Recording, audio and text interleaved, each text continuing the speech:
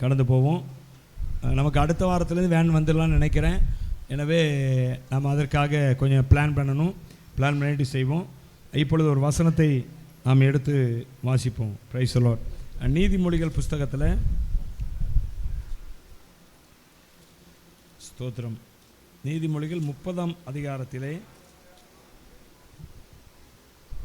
Glory to Jesus, hallelujah. 30ஆம் அதிகாரத்தில் 31ஆம் வசனத்தை வாசிங்க.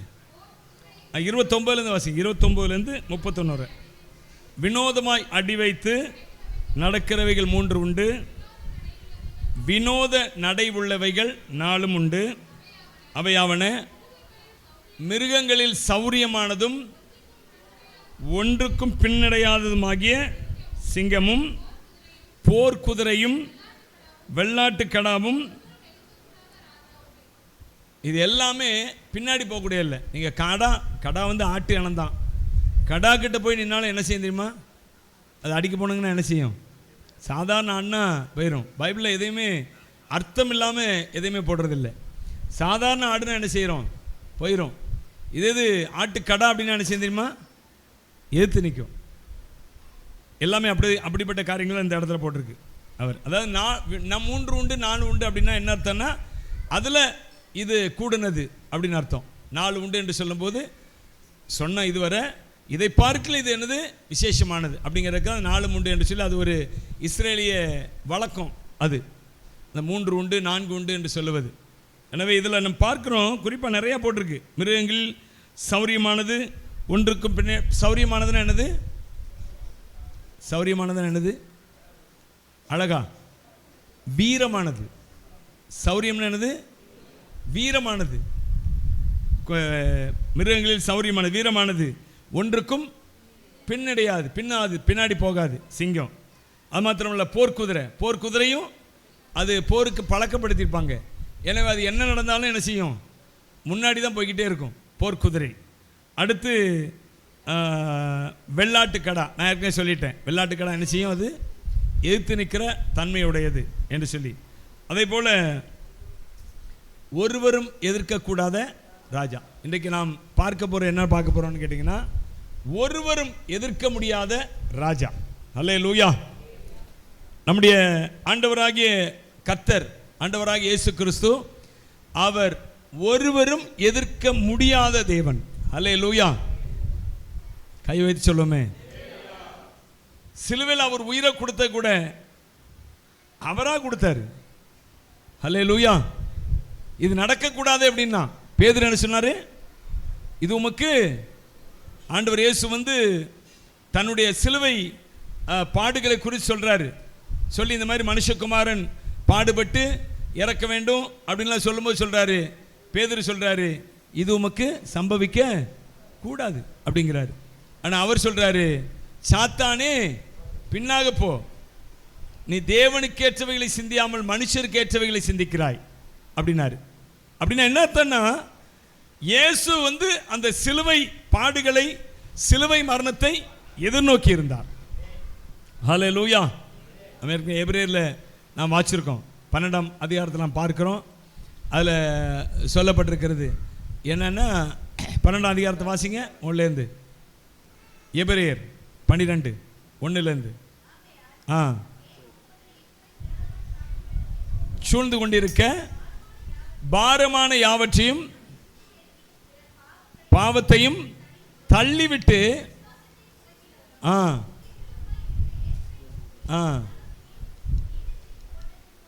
பொறுமையோடு ஓட கடவும். நல்ல கவனிங்க. அவர் தமக்கு முன், நமக்கு முன் இல்லை. அது என்னது? தமக்கு முன்ன என்ன அர்த்தம்? அவருக்கு முன்னாடி.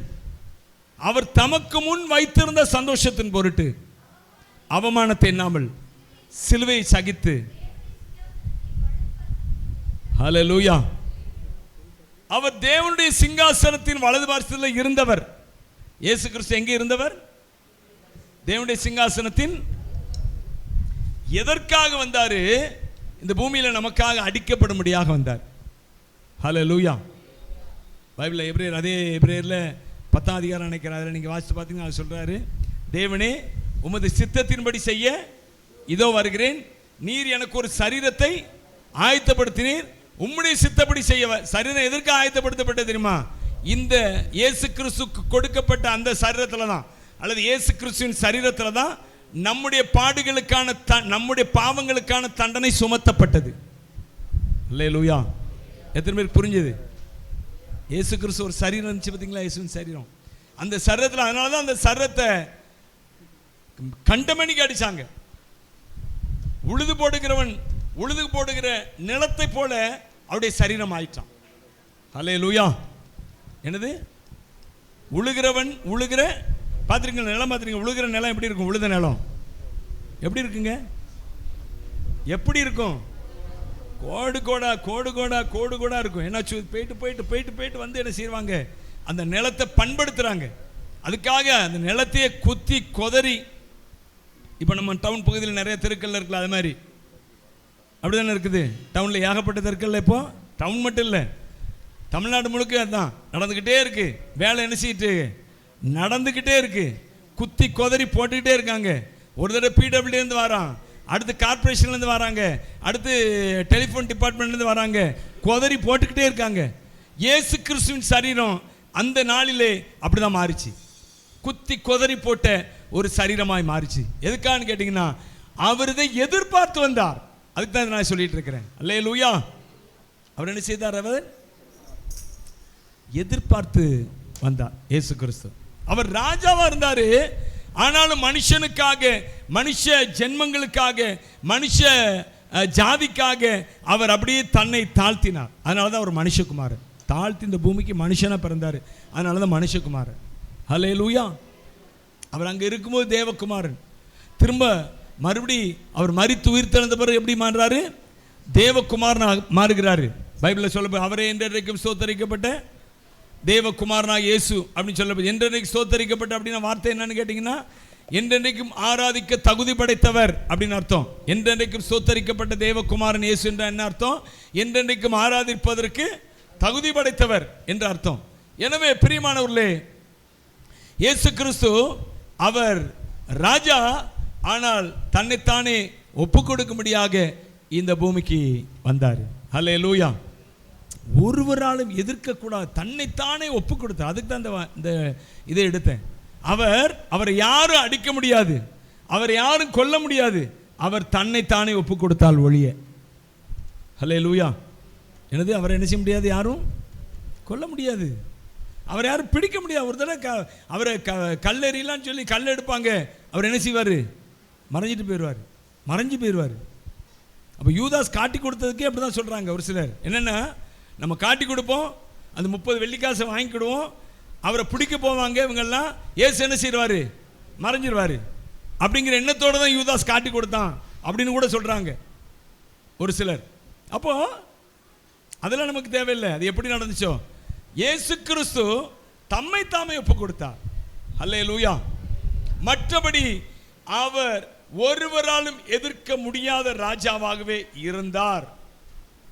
இருக்கிறார், இனிமேலும் அப்படிதான் இருப்பார். அல்லேலூயா. அவருக்கு யாரால என்ன செய்ய முடியாது? தீங்கு செய்ய முடியாது. அவர் ஒப்பு கொடுத்தார். சிலுவை மரணத்துக்கென்று, அந்த தியாக பலிக்கென்று தன்னைத்தானே ஒப்பு கொடுத்தார். அவரை குறித்து பைபிள் சொல்கிறது, அவர் ஒருவரும் எதிர்க்க முடியாத ராஜா. அல்லேலூயா. ஒருவரும், பைபிள் அவரை குறித்து பைபிள் சொல்லுகிறது. இங்கே 1 தீமோத்தேயு புஸ்தகத்தில் 6ஆம் அதிகாரம் 17ஆம் வசனத்தை வாசிங்க. 1 தீமோத்தேயு 6:17. ஸ்தோத்திரம். 6:15 வாசிங்க. 6:15 வெளிப்படுத்துவார். பார்த்தீங்களா? அவரே நித்தியானந்தமுள்ள ஏக சக்கராதிபதி. சக்கராதிபதினா என்ன தெரியுமா? சக்கராதிபதி என்ற என்ன அர்த்தம்னா, இந்த பூமி சக்கரம். என்னது சக்கரம்னா? என்னது? இந்த பூமி முழுவதும், அது பூமி சக்கரம் சொல்லுவாங்க தெரியுமா? பூமி உருண்டை, பூமி சக்கரம் சொல்லுவாங்க. இந்த பூமி சக்கரத்துக்கு அவர் தான் ஏக அதிபதி. ஏக அதிபதினா ஒரே அதிபதி. அல்லேலூயா. எதுக்கு இதை சொல்றேன்னா, அவர் பெரிய ராஜா, ஆண்டவர். தயவுள்ள ராஜா. அவர் எப்படிப்பட்ட ராஜா? ராஜான்னா ரெண்டு காரியங்க.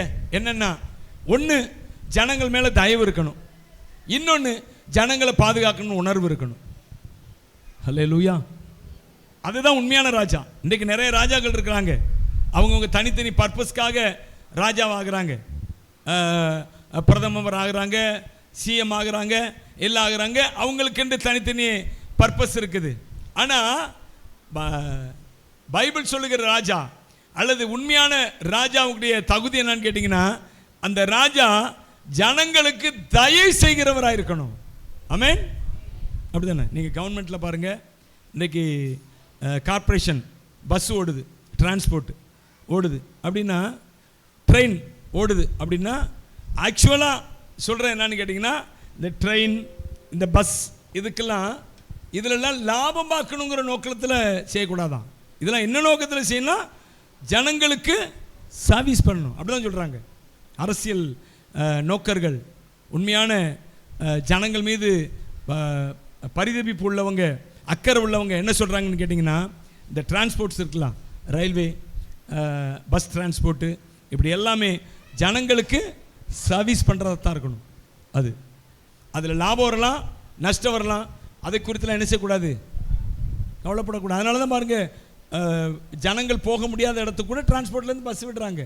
என்னென்னா, அதில் லாபம் பார்க்க முடியாது. அங்கே இருக்கிற 10 ஜனங்கள்னால அவங்க என்ன செய்யணும், அவங்க ஊருக்கு போகணும், வரணும், அவங்க நல்லபடியாக இருக்கணும். அதான் தயை செய்கிறது. இப்போ இந்த கவர்மெண்ட் என்றால், ராஜா என்றால் என்னன்னு கேட்டிங்கன்னா, அவர்களுக்கு ஜனங்கள் மேலே கரிசனம் இருக்கணும், தயவு இருக்கணும், உதவி செய்யணும், ஜனங்களுக்கு உதவி செய்யணுங்கிற எண்ணம் இருக்கணும். ஆனால் இன்றைக்கி இந்த கவர்மெண்ட்டில் அப்படி இல்லை, அது வேறு விஷயம். இப்போ உள்ள இந்த கவர்மெண்ட் இல்லை, இப்போ உள்ள கவர்மெண்ட் எல்லாமே யாருக்கு தான் உதவி செய்யணும்னு நினைக்கிறாங்க? பெரிய பிக் ஷாட்ஸுக்கு, பணக்காரங்க, பெரிய பெரிய தொழிலதிபர்கள், அவர்களுக்கு தான் உதவி செய்யணும்னு நினைக்கிறாங்க. பேங்க்லலாம் லோன் போய் கேட்டால் நமக்கெல்லாம் சர்வசாதாரணமாக இல்லைன்னு நினச்சிடுறாங்க. என் மகளுக்கெல்லாம் லோன் போய் கேட்டப்போ எடுக்கிறவக்குள்ள பெரும்பாடாயிட்டு முடியவே முடியாதுட்டாங்க நிறைய பேங்க்கில். உங்களுக்கு கொலட்ரல் இது தாங்க, என்ன சொல்ல, கொலட்ரல் அப்படின்னா சொத்து ஜாமீன் தாங்க என்று சொல்லி, சொத்து இருந்தால் எதுக்கு லோன் போகிறோம் நம்ம? சொத்து ஜாமீன் தாங்கன்னு கேட்பாங்க.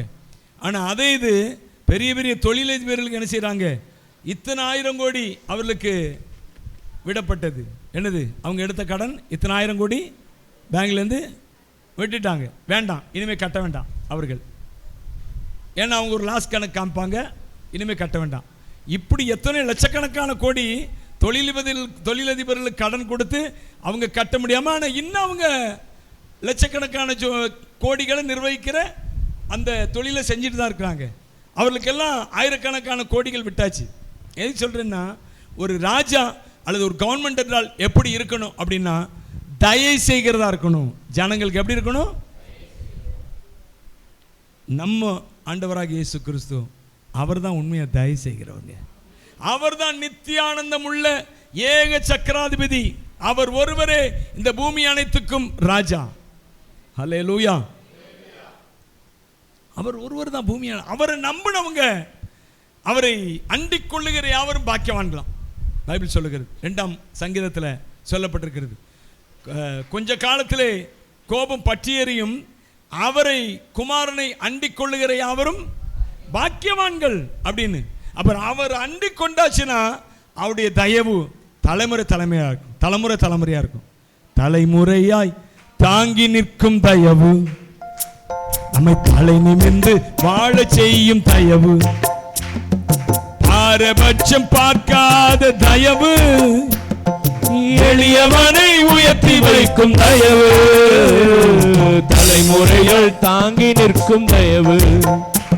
உங்க தயவு பெரியதே, உங்க தயவு சிறந்ததே, உங்க தயவு என்னை சேதமின்றி பாதுகாக்குது. உங்க தயவு பெரியதே, உங்க தயவு சிறந்ததே, உங்க தயவு என்னை சேதமின்றி பாதுகாக்குது. ஒரு சேதமின்றி தயவுயை பாதுகாக்குது. தலைமுறைகள் தாண்டி நிற்கும் தயவு, தலை நிமிர்ந்து வாழ செய்யும் தயவு, பாரபட்சம் பார்க்காத தயவு, எளியவனை உயர்த்தி வைக்கும் தயவு, தலைமுறைகள் தாண்டி நிற்கும் தயவு. உங்க தயவு பெரியதே, உங்க தயவு சிறந்ததே, உங்க தயவு என்னை சேதமின்றி பாதுகாத்தது. உங்க தயவு பெரியதே, உங்க தயவு சிறந்ததே, உங்க தயவு என்னை சேதமின்றி பாதுகாத்தது. ஒரு சேதமின்றி தயவு என்னை பாதுகாத்தது. அல்லேலூயா. அப்ப அவருடைய தயவு அது தலைமுறைக்கு தலைமுறைக்கும். அவரை நம்பிட்டாங்கன்னா அவருடைய தயவு தலைமுறை தலைமுறை தொடர்ந்து வந்து கொண்டே இருக்கிறதா. அல்லேலூயா. இவர்தான் ராஜா. இந்த ராஜா தயவு செய்கிறவர் மாத்திரமல்ல, ஒருவரும் எதிர்க்க முடியாத ராஜா. அல்லேலூயா. ஒருவரால் எதிர்க்க முடியாது.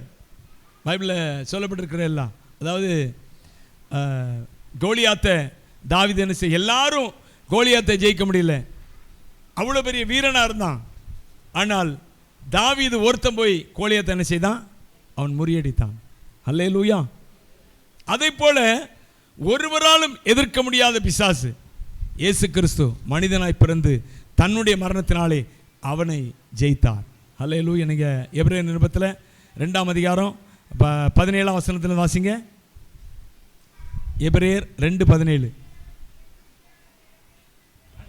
அன்றியும் ஜனத்தின் பாவங்களை நிவர்த்தி செய்வதற்கு ஏதுவாக தேவ காரியங்களை குறித்து இரக்கமும் உண்மையும் உள்ள பிரதான ஆசாரியராய் இருக்கும்படிக்கு எவ்விதத்திலும் தம்முடைய சகோதரருக்கு ஒப்பாக வேண்டியிருந்தது. ஆதலால் அவர் தாமே சோதிக்கப்பட்டு பாடுபட்டதினாலே அவர் சோதிக்கப்படுகிறவர்களுக்கு உதவி செய்ய வல்லவராய் இருக்கிறார். சாரி, இந்த வசனம் இல்ல, அதுக்கு முந்தின வசனங்கள், அதாவது 14 ஆதலால் தேவதூதருக்கு உதவியாக 14 ஆதலால் பிள்ளைகள் மாம்சத்தையும் இரத்தத்தையும் உடையவர்களாய் இருக்க அவரும் பிள்ளைகளைப் போல உடையவரானார்.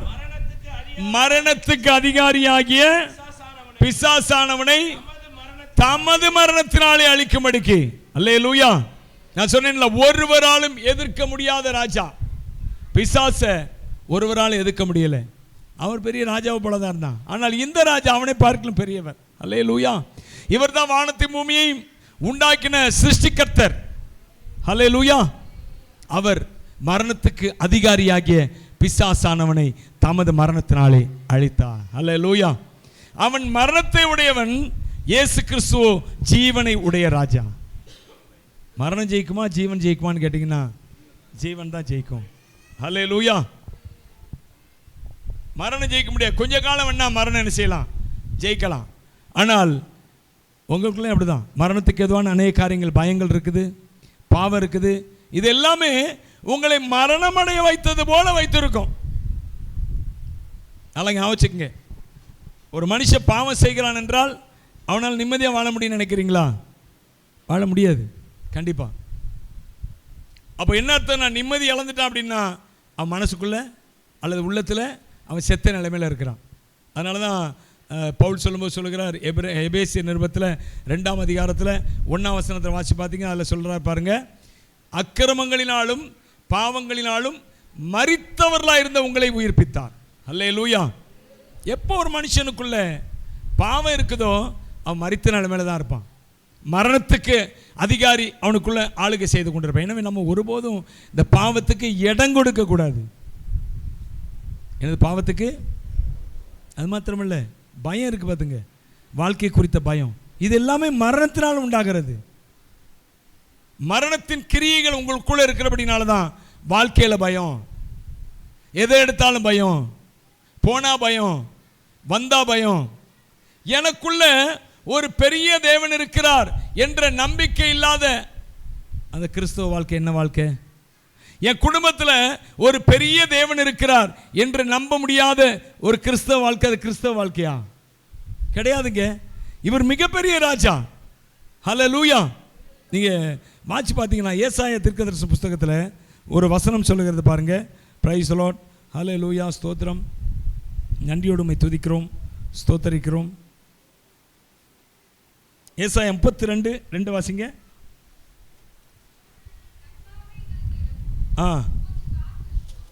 ஏமா 32:2மா? ஒன்னிலிருந்து வாசிருக்கேன். அவர் இதோ ஒரு ராஜா நீதியாக அரசாளுவார். அவர் காற்றுக்கு ஒதுக்காகவும் பெருவெள்ளத்துக்கு புகலிடமாகவும் வறண்ட நிலத்துக்கு நீர்க்கால்களாகவும் விடாய்த்த பூமிக்கு பெருங்கண்மலையும். இவர் தாங்க ராஜா. அல்லேலூயா. இந்த ராஜா எப்படி இருப்பாரா? அவர் காற்றுக்கு ஒதுக்கு, பெருங்காற்று அடிக்கும் போது ஒதுங்கி நிற்கத்தக்க இடம் கண்மலையின் நிழல். அல்லேலூயா. கண்மலையின் வெடிப்பில் வைத்து கரத்தால் மூடுகிறேன். கண்மலையின் வெடிப்பில் வைத்து கரத்தால் மூடுகிறேன். என்ன சொல்லி பாடுவேன் என் இதய வேந்தனை? என்ன சொல்லி பாடுவேன் என் இதய வேந்தனை? உமக்கு மகிமை தருகிறோம், உம்மில்தான் மகிழ்ச்சி அடைகிறோம். உமக்கு மகிமை தருகிறோம், உம்மில்தான் மகிழ்ச்சி அடைகிறோம். ஹல்லேலூயா, ஹல்லேலூயா, ஹல்லேலூயா, ஹல்லேலூயா. கண்மலையின் வெடிப்புல வச்சிருப்பாராம். கண்மலை வெடிப்புனா அது இயேசு கிறிஸ்துவை தான் குறிக்கிறது. அவர் ஒரு கண்மலை. அந்த கண்மலை எப்படி இருந்தது? அது வெடித்தது. அந்த வெடிப்புக்குள்ளாக நம்மை வைத்து பாதுகாக்கிறார். அதான் கண்மலையின் வெடிப்பு. அல்லேலூயா. நான் சொல்ற புரியுதா உங்களுக்கு? அவருடைய சரீரம் நொறுக்கப்பட்டது, பிளக்கப்பட்டது, அதனால நாம் பாதுகாக்கப்படுகிறோம். அவர் நம்முடைய பாவங்களை சிலுவையின் மேல, தன்னுடைய சரீரத்தின் மேல் நம்முடைய பாவங்களை சிலுவையின் மேல் சுமந்தாராம். தம்முடைய சரீரத்தில் நம்முடைய பாவங்களை சுமந்தாராம். எனவே நாம் ஆசீர்வாதமாக இருக்கிறோம். இல்லாவிட்டால் நாம் பாவத்தின் பிள்ளைகள். இன்றைக்கு நாம இயேசு கிறிஸ்துவை ஏற்றுக்கொண்ட ஒவ்வொருவரும் நீதியின் பிள்ளைகளா இருக்கிறோம். எத்தனை பேர் ஆமென் சொல்றீங்க? எப்படி இருக்கிறோம்? நீங்க பாவத்தின் பிள்ளையா நீதியின் பிள்ளையாங்க? சத்தமா தைரியமா சொல்லுங்க. இயேசுவை ஏற்றுக்கொண்டவங்க நீங்க பாவத்தின் பிள்ளை இல்ல. நீ பாவத்தின் பிள்ளையா இருந்தா பயம் உன்னை துரத்திட்டு இருக்கும். நீ பாவத்தின் பிள்ளையா இருந்தா பிசாசை குறித்த கலக்கம் உன்னை துரத்தி கொண்டே இருக்கும். வியாதியை குறித்த பயம், வியாதி வருவதற்கு முன்பாக அதை குறித்த பயம். நிறைய பேருக்கு அது பயந்துட்டே இருப்பாங்க, கடைசியில் அதே வந்துடும். யோபு சொல்லுவார்ல, நான் பயந்த காரியம் எனக்கு நேரிட்டது அப்படிங்கிறார்ல. வர்றதுக்கு முன்னாடியே பயம். வந்தா பார்த்துக்கொள்ளலாம். வந்தா வர செய்கிற தேவன் அல்ல, வந்தாலும் அப்படியே உங்களை விட்டு விடுகிற தேவனும் அல்ல. இந்த தேவன், இவர் காற்றுக்கு ஒதுக்கு. இந்த ராஜா எப்படி இருக்கிறாரா? அவர் காற்றுக்கு ஒதுக்கு, பெருவெள்ளத்துக்கு புகலிடம், வறண்ட நிலத்துக்கு என்னெல்லாம் பாருங்க. காற்றடிக்கும் போது அதுல மறைவாய் போய் நிற்கிற ஒரு இடமா இருக்கிறாராம். வெள்ளம் வரும்போது அதுல தங்கிக் கொள்ளுகிற புகலிடமா இருக்கிறாராம். அடுத்து வறண்ட நிலம், ஒண்ணுமே இல்லாம வறண்டு போச்சு அப்படின்னா வாய்க்கால போல வருகிறார். அவர் எப்படி இருக்காரு? நீர்க்கால்கள்னா என்னது? வறண்ட நிலம், நீர்க்காலை போல வருவாராம். அடுத்து விடாய்த்த பூமி அப்படின்னா தண்ணியை பார்த்து ஒரு வருஷம் ஆச்சு. அப்படிப்பட்ட பூமிக்கு அவர் பெருங்கண்மலையின் நிழலாய், சோர்ந்து போய் வெயில்னால சோர்ந்து போய் இருக்கிறவர்களுக்கு பெருங்கண்மலையின் நிழலாய் இருப்பாராம். வெயிலுக்கு அவர் நிழலா இருப்பாராம். எனவே கண்மையான தேவனுடைய பிள்ளைகள், இந்த ராஜா தான் நம்முடைய ராஜாங்க. அல்லேலூயா. எத்தனை பிசாசுகள் எதிர்த்து வந்தாலும், எத்தனை மனுஷர்கள் எதிர்த்து வந்தாலும் சரி, அது நடுவில் நம்மை தாங்குகிற தேவன், நம்மை பாதுகாக்கிற தேவன். உங்களுக்கு விரோதமாக எத்தனை மனுஷங்க எழும்பினாலும், எத்தனை பிசாசு எழும்பினாலும் சரி, அது நடுவில் உங்களை பாதுகாக்கிற தேவனாய் இருக்கிறான். அல்லேலூயா. கையை வைத்து சொல்லுவோம் அல்லேலூயா. எல்லாத்தையும் பாருங்க. பிசாசு அவர் என்ன செய்கிறாராம்? வாசிங்க 2 தெசலோனிக்கர் புத்தகத்தில் 2:8 வாசிங்க. 2 தெசலோனிக்கர் 2:8. 2 தெசலோனிக்கேயர் 2:8.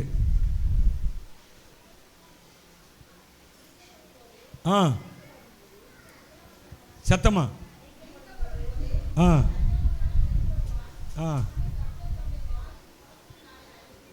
வாயின் சுவாசத்தினாலே அழிப்பாராம் அவனை. எப்படி? வாயின் சுவாசத்தினாலே அழித்து தம்முடைய வருகையின் பிரசன்னத்தினாலே நாசம் பண்ணுவார். இயேசு கிறிஸ்து என்ன செய்வாரா? அவருடைய வருகையின் பிரசன்னத்தினாலே அவர் வந்து அவனை அழிக்க சண்டை போட இல்லை, அவர் வந்து நின்றுட்டார்னா போறோம், அவன் அழிஞ்சிருவான். அவருடைய வாயின் சுவாசம் என்ன செய்யுமா? அவன் அழிக்கும். வேற எதுவுமே சொல்ல வேண்டிய அவசியம் இல்லை. நாமெல்லாம் பிசாசு துரத்தன இயேசுவின் நாமத்தில் போ அப்படிங்கிறோம். வந்து நின்னாலே போதும், அது என்ன செய்யறோம்? அழிஞ்சு போயிடும். எனவே எனக்கு அருமையான தேவ பிள்ளை, இவர் தான் நம்முடைய ராஜா, இவர் தான். அப்போ இவர் ஒருவராலும் எதிர்க்க கூடாத ராஜா. இந்த ராஜா அடுத்து என்ன செய்கிறார்னா, இதே ராஜா என்ற அதிகாரத்தை உங்களுக்கு எனக்கு தர்றாருங்க. அதான் எனக்கு முக்கியம். அல்லேலூயா. நல்லா புரிஞ்சுக்கங்க, இதே அதிகாரம். அதை இயேசு சொன்னார்லாம், என்னை விசுவாசிக்கிறவன் நான் செய்த காரியங்களை செய்வான், அதை பார்க்கிலும் மேலானதை செய்வான். ஆண்டவர் இயேசு கிறிஸ்து சொன்ன மாதிரியே பேதுரு என்ன செய்தார்? இயேசு கிறிஸ்து நிழலை பார்த்து சுகமானவங்க இல்லை, ஆனால் பேதுரு நிழல் பட்டு சுகப்படுத்தும்படியாக பேதுரு நடந்து வரும்போது அவனுடைய நிழல் படுகிற இடங்கள்ல வியாதிப்பட்டவர்களை வச்சாங்களா, அவர்கள் சுகமானார்களாம். ஹல்லேலூயா. படிச்சிருக்கீங்களா? பேதுரு நடந்து வர்ற வழியில் பேதுருவின் நிழல் படும்படி வியாதியஸ்தர்களை வைத்தார்களாம், அவர்கள் சுகமானார்கள். இந்த ராஜா எப்படிப்பட்ட ராஜா பாருங்க. அவர் ராஜா, அவர் அதிகாரம் உள்ளவர், அவர் தயை பெருத்தவர், அவர் அதிகாரத்தினாலே பிசாசுகளை கூட அவன் பெரிய ராஜா தான். ஆனால் இயேசுக்கு முன்னாக ஒருத்தருமே கிடையாது, ஒண்ணுமே கிடையாது அவன். ஹல்லேலூயா. நல்லா புரிஞ்சுக்கங்க. இந்த உலகத்தில் அது பெருசு இது பெருசுன்னு சொல்றாங்கல்ல, அதெல்லாம் உலகத்தானுக்கு பெருசு. ஆனா உங்களுக்கு எனக்கும் ஒன்றும் கிடையாது. சொல்லுங்க, ஒன்றும் கிடையாது. சத்தமா சொல்லுங்களேன், ஒன்றும் கிடையாது. உலக பிரகாரமான மனுஷனுக்கு ஓ அந்த சாமியா, ஓய் இந்த சாமியா, நமக்கு ஒண்ணுமே இல்லை. ஹல்லேலூயா. ஏன்னா நம்ம இந்த பூமியில நம்மை ராஜாவை வைத்திருக்கிறாருங்க. ஹல்லேலூயா. அவருடைய பிள்ளைகள் நாம, இயேசுனுடைய. ஆமாவா இல்லையா? நீங்க சொல்றத பார்த்தா ஏதோ பேருக்கு சொன்ன மாதிரி இருக்குது. அதிகாரத்தோட சொல்லுங்க, நாங்கள் இயேசு கிறிஸ்துவின் பிள்ளைகள். நான் இயேசுவின் பிள்ளை, நான் இயேசுவின் பிள்ளை, பயமே இல்லை, என்னாலும் சந்தோஷமே. நான் இயேசுவின் பிள்ளை, பயமே இல்லை, என்னாலும் சந்தோஷமே. நான் இயேசுவின் பிள்ளை, பயமே இல்லை, என்னாலும் சந்தோஷமே. அருமையான இந்த உலகத்தில் ராஜா நிறைய பேர் இருக்கிறாங்க, இன்றைக்கு இருக்கிறாங்க. இந்த அரபு தேசத்துலாம் ராஜாக்கள் இருக்கிறாங்க. இன்னைக்கும் ராஜாக்கள் போல தான் அவங்க ஆளுகிற. இங்கெல்லாம் நம்ம ஜனநாயக நாடு, இங்கே பிரதமர் முதலமைச்சர் அப்படிதான். அரபு நாடுகளில் நிறைய நாடுகளில் ராஜாவை போல இருக்கிறாங்க. அதிபர், அவங்க பேர் என்ன பேர்? அதிபர் அப்படின்னு இருக்கிறாங்க. இப்போ இவங்க ராஜாவாக இருக்கலாம். அந்த குவைத்து அதிபருக்கெல்லாம் எவ்வளவோ கோடிகள், எத்தனை லட்சம் கோடிகள் அவருக்கு சொத்து, அவருக்கு சொந்தமானது இருக்குதுன்னு சொல்லி சொல்கிறாங்க. குவைத் அதிபர் சின்ன நாடு தான், ஆனாலும் பாருங்க, அந்த ராஜாக்கள்லாம் செய்ய முடியாத பெரிய காரியத்தை இந்த பூமியில் நீங்களும் நானும் செய்ய முடியாது கொடுத்திருக்கிறார். அப்படிதானா? நீங்க எடுத்து வாசிங்களேன், 10ஆம் அதிகாரம், மத்தேயு 10ஆம் அதிகாரம் முதல் வசனத்தை வாசிங்க.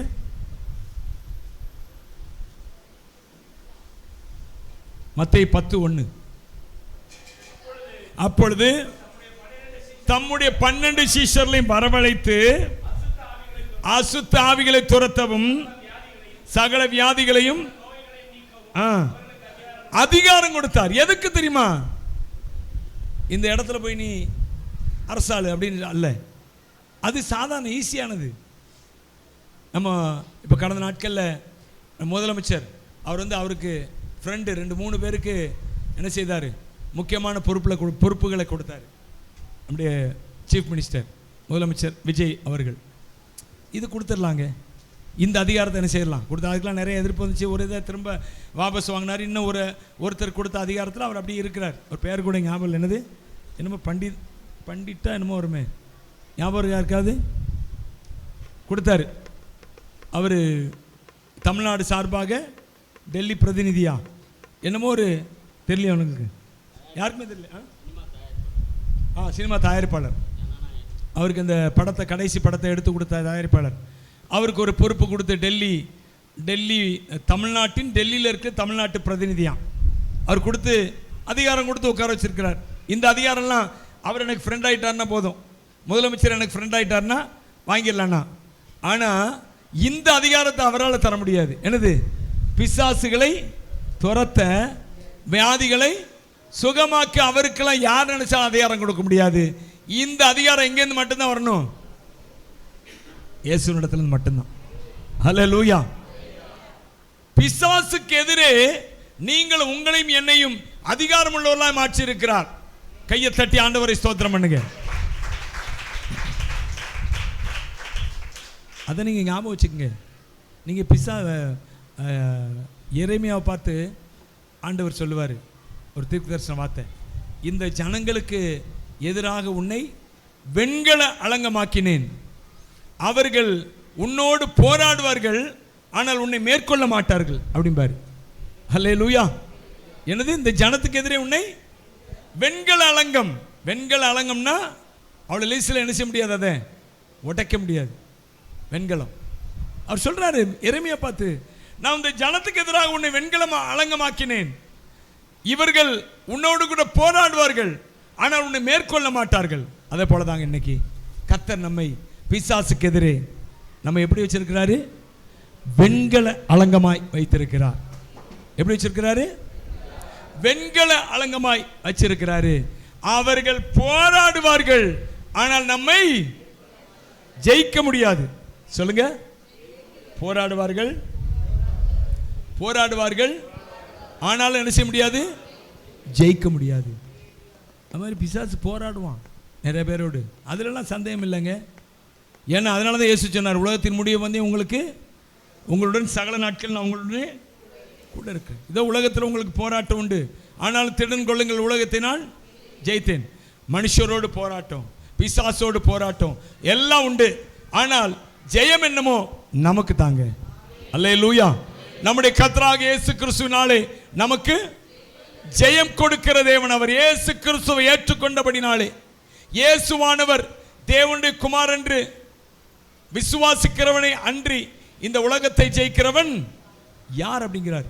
யோவான் சொல்லும்போது சொல்றார், இயேசுவானவர் தேவனுடைய குமார், வானத்திலிருந்து பரலோகத்திலிருந்து அனுப்பப்பட்ட தேவகுமாரன் இயேசுதான், எனக்காக இந்த பூமிக்கு வந்த தேவகுமாரன் இயேசுதான் என்று சொல்லி விசுவாசிக்கிறவளை தவிர இந்த உலகத்தில் யார் யார் ஜெயிக்கிறவங்க இருக்க முடியும்? யோவான் கேட்கிறார். எனவே எனக்கு அன்பானவர்களே, தேவன் நம்ம எப்படி மாற்றிருக்கிறாரு, ராஜாவை மாற்றிருக்கிறாருங்க. ஹல்லேலூயா. அப்ப இந்த ராஜா எப்படி ராஜாவாகிறார் அப்படிங்கிறதா முக்கியம். ஹல்லேலூயா. முதல்ல பார்த்தோம் இயேசு கிறிஸ்து மகாராஜான்னு பார்த்தோம், ஏக சக்கராதிபதி, இந்த உலகத்துக்கே ராஜான்னு பார்த்தோம். அவரை போன்ற ஒரு பதவி அதிகாரத்தை இந்த பூமியில் எனக்கும் உங்களுக்கு கொடுத்திருக்கிறார். ஹல்லேலூயா. நீங்க போங்க, ஆடுகளை ஓநாய்களுக்குள்ள அனுப்புகிறது போல உங்களை அனுப்புகிறேன் அப்படின்னாரு. அவருக்குரிய அதிகாரத்தை நம்ம கொடுத்து சீஷர்களுக்கு அனுப்பினாரு. இன்னைக்கு அதே மாதிரி தான் நம்மை அனுப்புகிறார் உலகத்துக்குள்ள. அருமையானவர்களே, நம்மை அவருக்குரிய அதிகாரத்தை கொடுத்துட்டாரு. ஆனால் இது எப்படி நாம் பெற்றுக்கொள்கிற, யார் இந்த அதிகாரத்தை பெற்றுக்கொள்கிறான்னு பார்த்தீங்கன்னா, அதில் நான் திரும்ப நம்ம அந்த நீதிமொழிகள் புஸ்தகத்தில் அந்த 30ஆம் அதிகாரத்தை நாம் வாசிக்க வேண்டியிருக்கிறது. வாசிங்க திரும்ப, நீதிமொழிகள் 30. வினோதமாய் அடியெடுத்து வைக்கிற வினோத நடை. சொல்லுங்க, வினோத நடை, அதான் ராஜ நடை. இன்னைக்கு செய்திக்கு பேரே தலைப்பே என்ன கொடுத்துருக்கிறேன்னா ராஜ நடை அப்படின்னு கொடுத்துருக்கிறேன். என்னது, ராஜா நடக்கிற நடை அப்படின்னா இந்த சிவாஜி கணேசன் நடப்பாரு, ராஜ நடை நடப்பாரு, அந்த மாதிரி நடை அப்படின்னு கேட்டிங்கன்னா, எம்ஜிஆர் ஒரு நடை நடப்பார், கம்பீர நடை, அந்த நடையா அப்படின்னு கேட்டிங்கன்னா, இது அந்த கால்நாள் நடக்கிற நடை அல்ல. நம்முடைய நடவடிக்கைகள். அல்லேலூயா. என்னது? நம்முடைய நடவடிக்கைகள். அப்போஸ்தலர் நடவடிக்கைகளுக்கு பேர் அப்போஸ்தலர் நடவடிக்கைகள். ஏன் அப்படி வந்துச்சு அப்படின்னா, ஏன் நடவடிக்கைகள் என்றால் என்ன அர்த்தம்? அவங்க எப்படி எப்படி நடந்தாங்க அப்படிங்கிறத காண்பிக்கிறது தான் அந்த அப்போஸ்தலர் நடவடிக்கைகள். அப்போஸ்தலர்கள் எப்படி எப்படி நடந்தாங்க என்கிறதை காமிக்கிறதுக்கு பேர் தான் அப்போஸ்தலர் நடவடிக்கைகள். அதை போல கர்த்தர் நம்முடைய நடைகளை பார்க்கிறாராங்க. ஒருத்தன் தேவனுடைய பிள்ளை என்றால், ஒருத்தன் ஆவிக்குரிய தேவனுடைய பிள்ளை என்றால் நிறைய பேர் சொல்லிக் கொள்றாங்க. ஆனால் அதை நான் இன்னொரு ஒரு குறிப்பிட்ட சின்ன வளையத்துக்குள்ள கொண்டு வர விரும்புகிறேன். என்னன்னா, ஆவிக்குரியவர்கள் சொல்லுங்க அப்படின்னா கொஞ்சம் பேர் அப்படி பேச்சு போயிடுவாங்க. தேவனுடைய பிள்ளைன்னு எல்லாம் நானும் கர்த்தர் பிள்ளை, நானும் கர்த்தர் பிள்ளை. புறஜாதிகள் கூட சொல்லிடுவாங்க, நானும் கர்த்தருக்கு பிள்ளை தான்பா அப்படிம்பாங்க. ஒரு சிலர் பேசும்போதே சொல்லுவாங்க, நான் என்ன தூர போனவனா, நானும் கர்த்தருடைய பிள்ளை தான். ஆவிக்குரியவர்கள் அப்படின்னு சொன்னா நிறைய கலண்டுரும். அல்லேலூயா. அப்படிதானே? அப்படிதானே? நாம் ஆவிக்குரியவர்கள். கர்த்தர் நம்மிடத்தில் எப்படி எதிர்பார்க்கிறார்னா, நம்முடைய நடைகள் வினோத நடைகளா இருக்கணும், உலகத்தானை போல அல்ல. என்னாமத்து புத்தகத்தில் 23ஆம் அதிகாரத்தில் பிழையாம் ஒரு தீர்க்க தரிசனம் சொல்றாரு. சபிக்க வந்த ஜனங்களை பார்த்து அவர் சொல்றாரு, கண்மலை உச்சிலிருந்து நான் அவனை கண்டேன், குன்றுகளிலிருந்து நான் அவனை பார்க்கிறேன். இந்த ஜனங்கள் ஜாதிகளோடு கலவாமல் தனித்து வாசமாயிருக்கிறார்கள். வாசிக்கிறீங்களா அந்த வசனத்தை? யாராவது? எத்தனை வசனமா? 23:9. கண்மலை உச்சிலிருந்து நான் அவனை கண்டு குன்றுகளிலிருந்து அவனை பார்க்கிறேன். இந்த ஜனங்கள் ஜாதிகளோடு கலவாமல் தனியே வாசமாயிருப்பார்கள். யாக்கோபின் தூளை எண்ணத்தக்கவன் யார்? போதும் போதும். இந்த ஜனங்கள் எப்படி இருப்பாங்களா?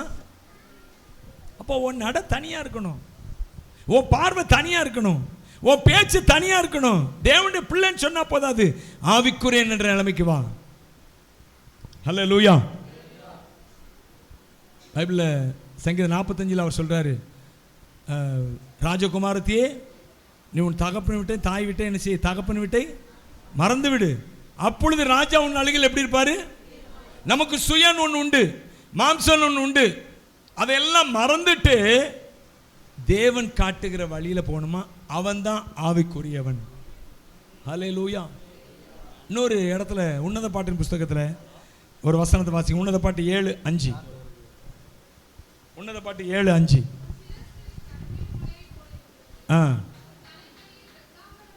இருக்கிறது.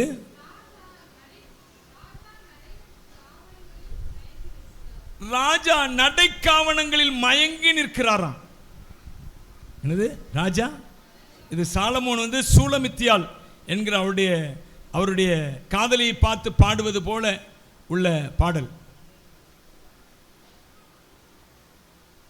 அவள் கருப்பானவள். நான் ஏற்கனவே சொல்லியிருக்கிறேன், சூலமித்தி எப்படி இருப்பாளா? கருப்பா இருப்பான், கலரா இருக்க மாட்டான். அவள் கருப்பானவள்.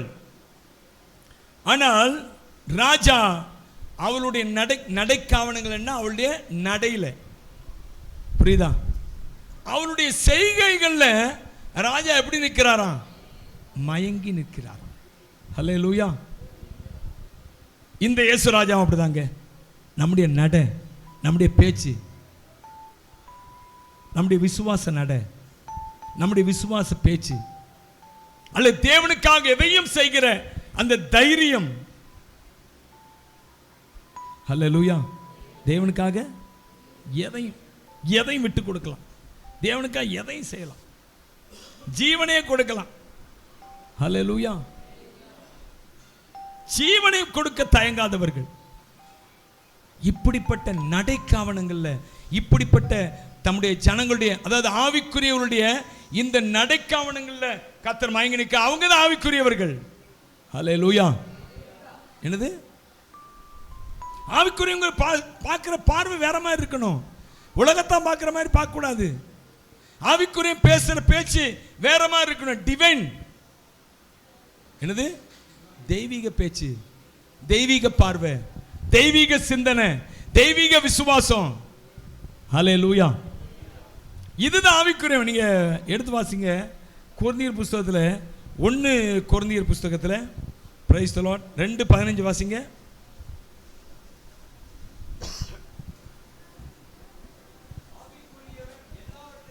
ஆவிக்குரியவன் எல்லாவற்றையும் ஆராய்ந்து நிதானிக்கிறான், ஆனாலும் படான். ஹல்லேலூயா.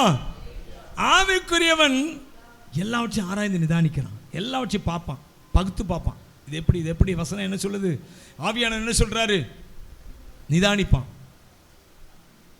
அப்படி சொல்லுகிறது. ஆனாலும் அவன் மற்றொருவனாலும் ஆராய்ந்து, பிசாசு பார்த்துட்டே இருப்பான். இவ்வளவு பெரிய பிரச்சனை கொடுத்தா இவன் எப்படியாவது என்ன செய்வான்? விசுவாசத்தை விட்டு போயிடுவான், ஊழியத்தை விட்டு போயிடுவான். ஆனா அவனுடைய நடைய வேற மாதிரி இருக்கும். அது அந்த நடைக்காவணத்தில் ஆண்டவர் எப்படி இருக்கிறாராம்? மயங்கி நிற்கிறாராம். ஹல்லேலூயா. யோனா பாருங்க, அவன் ஆண்டவர் எங்க போக சொன்னாரு? நினிவேக்கு போக சொன்னாரு. இவன் தர்சீசுக்கு ஓடி போனான். ஓடி போன உடனே புயல்ல பெரிய வெள்ளம் கொந்தளிக்குது. புயல்னால கடல் கொந்தளிக்குது, கப்பல் ஆடுது, இப்போ முழுக போகுது. அப்படிப்பட்ட சூழ்நிலையில் இவங்க சீட்டு போட்டு பார்க்குறாங்க. அது யோனா பேரில் விழுது. உடனே நீதாம்பா காரணம் அப்படிங்கிறாங்க. சொன்னா அவன் என்ன சொன்னான் தெரியுமா? ஐயா, என்ன தூக்கி கடலில் போட்டுருங்க, நின்றும், புயல் நின்றும். ஒருவேளை இது நமக்கு கதைக்கு நல்லா இருக்கலாம், ஆனால் உண்மையை யோசிச்சு பாருங்க. ஐயா, தயவுசெய்து நீ போட்டுறாதீங்க, உங்களை தான் போடணும்னு வந்தாலும் தயவுசெய்து போட்டுறாங்க, உங்களுக்கு அதை தாரையும் இதை தாரையும், அப்படி செய்கிறியா இதை செய்கிறியா. ஆவிக்குரியவர்களாக இருந்தாலும் நாமளும் அதான் செய்வோம். ஆனால் யோனா சொன்னா என்ன கடலில் தூக்கி போடுங்க, முடிஞ்சது கதை. ஏன்னா அவனுடைய நட வித்தியாசம். ஏன்னா அவன் ஆவிக்குரியவன். அல்லேலூயா. அதாவது நான் சொல்லியிருக்கிறது, யோனாவுடைய எண்ணமே வித்தியாசமாச்சு. நமக்கு இந்த வேதத்தில் வசனங்கள் மூலமாக காமிக்கப்படுகிற யோனாவின் படம் வேற மாதிரி இருக்குது. ஆனால் யோனா எதை குறித்து சிந்தித்தானா, இந்த நினிவே மக்கள் இருக்க பாருங்க, இந்த நினிவே மக்கள், இவர்கள் அசீரியர்கள். இவர்கள் பின் நாட்களிலே இஸ்ரவேல் ஜனங்களை அவங்க கொடுமைப்படுத்தி கொல்ல போறாங்க. பின்னால் நடந்தது அது. பின்னால் யோனாவுடைய நாட்களுக்கெல்லாம் அப்புறம் இந்த அசீரியர்கள் என்ன செய்தாங்க? இஸ்ரவேலர்களை கொன்னு குவிச்சாங்க. அசீரியர்கள்னா கொடூரமானவங்க. அவங்க மரணமே பயங்கரமா இருக்கும். அப்படிப்பட்டவர்கள் அசீரியர்கள் கொன்னு குவிச்சாங்க. இப்போ யோனா இதையெல்லாம் முன்னக்கூட்டியே பார்த்தாராம். அவர் தீர்க்கதரிசி இல்லை, அவர் முன்னக்கூட்டியே பார்த்தாராம். பார்த்துட்டு தான் அந்த நினிவே மக்கள் ஒருத்தவங்க கூட என்ன செய்யக்கூடாது, பொழைச்சிடக்கூடாது. நல்ல வேளை கர்த்தர் இப்படி ஒரு தீர்க்க தரிசனத்தை கொடுத்தார் எனக்கு. இன்னும் 40 நாளிலே நினிவே கவிழ்க்கப்பட்டு போகும் என்று பிரசங்கம் பண்ணி, இதான் நினிவே கொடுத்த வசனம். அவன் 40 நாள்ல கவிழ்க்கப்படும் ஏன் சொல்லணும்? அவன் மனம் திரும்பணும், அவன் செத்து போகட்டும். ஏன்னா இஸ்ரேல் மக்கள் அப்பதான் என்ன செய்வாங்க? யோசிச்சு பாருங்க, தன் உயிரைக்கே கவலைப்படாம தன்னை கடல்ல தூக்கி போட சொன்னவன் அவன் எதுக்கு கவலைப்பட போறான்? அவன் எதுக்கு கர்த்தர் சொன்ன வார்த்தையை விட்டு நினிவே விட்டு தர்சீசுக்கு போகணும்? அவனுடைய இருதயத்தில் இருந்த எண்ணம் இதுதான். இந்த நினிவே மக்கள் நான் பிரசங்கம் பண்ணி அவன் மனம் திருந்திட்டான்னா இவன் என்ன செய்வான்? பின்னால் இஸ்ரேல் மக்களை கொன்னு குவிப்பான். எனவே இந்த நினிவே மக்கள் தப்பிக்கவே வேண்டாம் அப்படின்னு தான் அவன் தர்சீசுக்கு ஓடினான். ஆனால் கர்த்தருடைய எண்ணம் வேற மாதிரி இருந்துச்சு. அல்லேலூயா. ஒருவராகிலும் கெட்டு போவது கர்த்தருக்கு சித்தம் அல்ல. நீ நினிவேக்கு போயே தீரணுங்கிறதுல ஆண்டவர் உறுதியாக இருந்தார். அதனால தான் யோனா தர்சீசுக்கு போனான். யோனா தர்சீசுக்கு போன காரணம் இது, வேற ஆராய்ச்சியாளர்கள் சொல்லுகிற காரணம் இது. அப்போ இந்த யோனா பாருங்க, அவன் தன்னை கடல்ல தூக்கி போட சொன்னான். ஏன் அப்படின்னா அவன் ஆவிக்குரியவனாக இருந்தான். அல்லேலூயா. உண்மையாகவே தன் மேல் ஒரு நோக்கத்தோடு தேவன் அழைத்திருப்பார் என்றால், நான் கடல்ல போனா என்ன, கடலுக்குள்ள எந்த மீன் என்ன கடிச்சா என்ன, எந்த மீனுக்குள்ள போய் உட்கார்ந்தா என்ன, தேவன் என்னை சரியான செய்வார். தேவனை சரியா அறிந்து வைத்திருந்தாங்க அவன். ஏன்னா அவனுக்கு தெரியும். அவன் சொல்றான் பாருங்க, நீங்க அந்த யோனா புஸ்தகத்தில் 3ஆம் அதிகாரமா வாசி பாருங்க, அதுல 1லேருந்து வாசிங்க. ஆ ஆ இல்லைம்மா, 4 அதிகாரம். ஸ்தோத்திரம். ஆ ஆ சொல்லவில்லையா? பார்த்தீங்களா, அவன் சொல்கிறான் பாருங்க, நான் இதை உங்களுக்கு முன்னாடியே சொல்லவில்லையாங்கிறான். என்ன சொன்னானா? ஆண்டவர் நான் பிரசங்கம் பண்ண அவன் என்ன செய்வான், கண்டிப்பா திருந்திடுவான்னு நான் மட்டும் சொன்னில்ல, அதான் சொல்கிறான். நான் இதை உனக்கு சொல்லவில்லையா? இதுக்காக தானே நான் தர்சீசுக்கு ஓடி போனேன் அப்படிங்கிறான். அப்போது இவனுக்கு தெரியும், கர்த்தர் சொன்னா செய்வார், அவர் சொன்னதை செய்வார், செய்கிறத மட்டும்தான் சொல்லுவார். இதை எவன் வேணா சொல்லிட்டு அலைதான் இந்த உலகத்தில். ஆனால் உண்மையா சொல்ல வேண்டிய தகுதி உள்ள ஒரே ஆள் யாருன்னா நம்முடைய ஆண்டவர் இயேசுதான். ஆமென். அவர் சொன்னதை செய்வார், சொன்னதை செய்வார், சொல்வார், செய்யாத ஒன்றையுமே சொல்லவே மாட்டார். சொன்னதை செய்வார், செய்வதை சொல்வார், செய்யாத ஒன்றையுமே சொல்லவே மாட்டார்.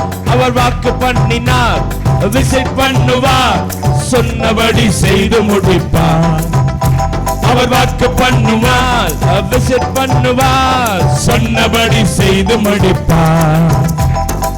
சொடுக்கு பார்த்தாச்சு, நாட்களும் ஓடி போச்சு, நெருக்கம் கூடி போச்சு, கண்ணீர் பெருகி போச்சு. ஜெபிச்சும் பார்த்தாச்சு, நாட்களும் ஓடி போச்சு, நெருக்கம் கூடி போச்சு, கண்ணீர் பெருகி போச்சு. ஜெபத்தை கேட்காமல் போவாரோ, பதிலை அனுப்பாமல் இருப்பாரோ? ஜெபத்தை கேட்காமல் போவாரோ, பதிலை அனுப்பாமல் இருப்பாரோ?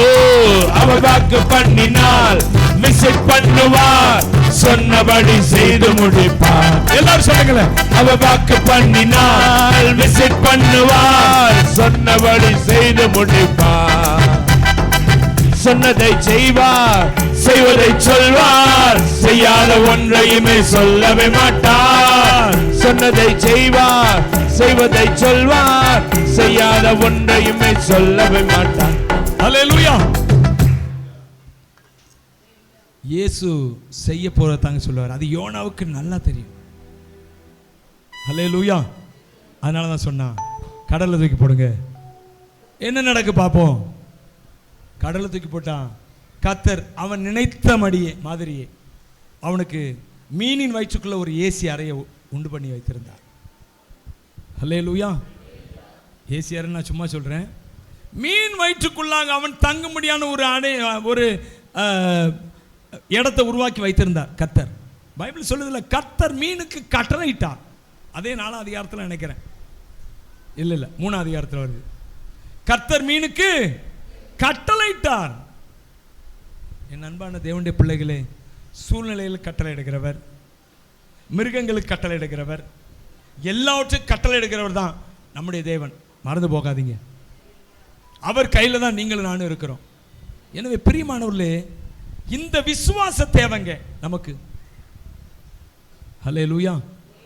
ஒரு ஆவிக்குரியவனாக நம்முடைய நடைகள் எப்படி இருக்கணும்? வினோத நடையா இருக்கணும். அவனை போல அல்ல. எல்லாரும் யோசிச்சிருப்பாங்க, இந்த யோனா என்ன செய்ய போறான்? செத்துற போறான். இவன் எல்லாரும் எப்படி யோசிச்சா இவன் எப்படி யோசிக்கிறான்? எல்லாரும் கெஞ்சுவான், விட்டுருங்கன்னு கெஞ்சுவான்னு பார்த்தா இவன் என்ன தூக்கி போடுங்கிறான். வீணா போறான். ஆனால் அவனும் சேஃப்டியா நினிவேல என்ன செய்யப்பட்டான்? கரை இறக்கப்பட்டான். எனவே எனக்கு அன்பான தேவனுடைய பிள்ளைகளே, நாமும் நம்முடைய நடை எப்படி இருக்கணும் தெரியுமா? இந்த வேதத்துக்கு ஒத்த நடை, தேவனுக்கு ஒத்த நடை, தேவனுடைய வார்த்தைகளுக்கு ஒத்த நடை, தேவ ஆவியானுடைய நடத்துதலின்படியான நடை. நம்முடைய நடைக்காவணங்கள்ல கர்த்தர் மயங்கி நிற்கணும். அவன் தான் ஆவிக்குரியவன். அல்லேலூயா. அவன் தான் அந்த உலகத்தில் ராஜா. ஆவிக்குரியவன் தான். மாம்சம் ஆள முடியாது, ஆவிதான் எல்லாவற்றையும் ஆள முடியும்.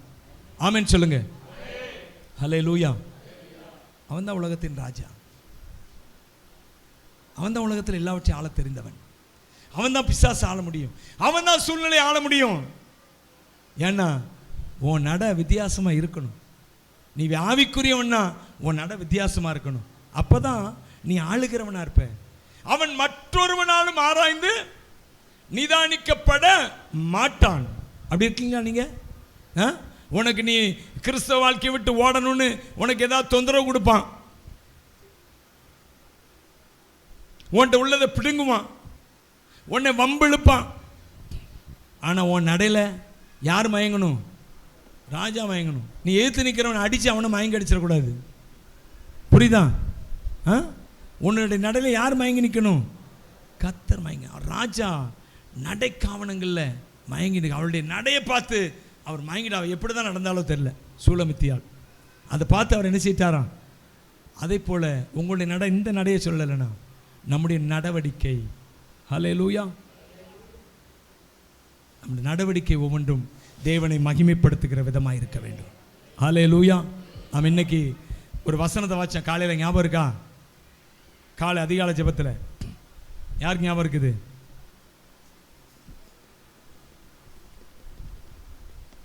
ஒரு வசனத்தை சொன்ன ஞாபகம் இருக்கா? இன்னைக்கு காலை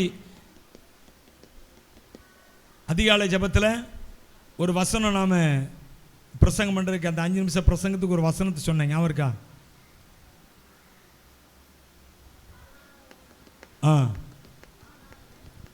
காணாததை நம்பினோமாகில் அது வருகிறதற்கு பொறுமையோட காத்திருப்போம். தான் காண்கிறதை ஒருவன் நம்ப வேண்டுவது என்ன அப்படிங்கிறார் பவுல் சொல்றார்.